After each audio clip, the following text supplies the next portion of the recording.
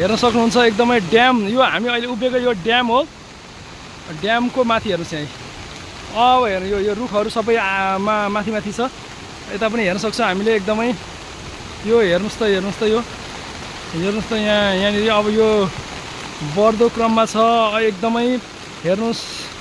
ड्यामको माथि माथि छ कटान पनि त्यहाँनिर जाली पनि झारिसकेको छ अहिले र हेर्दै जाउँछ ओहो माइ गड आँखाले भ्याउन्जेलसम्म पुरै पानी नै पानीको अवस्था छ अहिले यो हेर्न सक्नुहुन्छ तपाईँहरूले र यो ड्याममा पनि एकदम सुरक्षित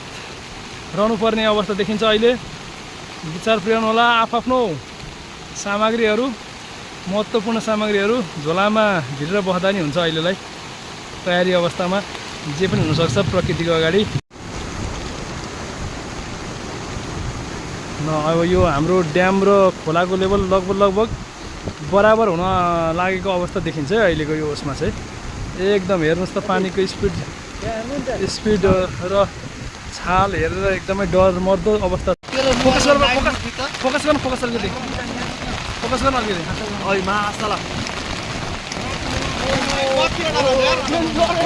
साँझको अलिकति फोकस गर्नु पर्यो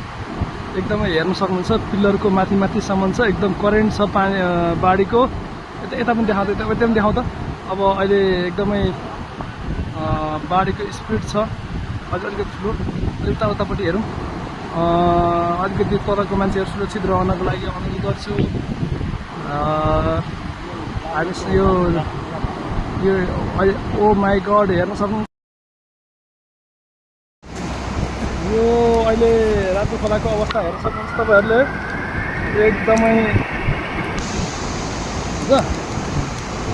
एकदम भयङ्कर ठुलो छ बाढी ओ माई गड यो त ठुलो छ त बाढी यार मेरो बवालै हो त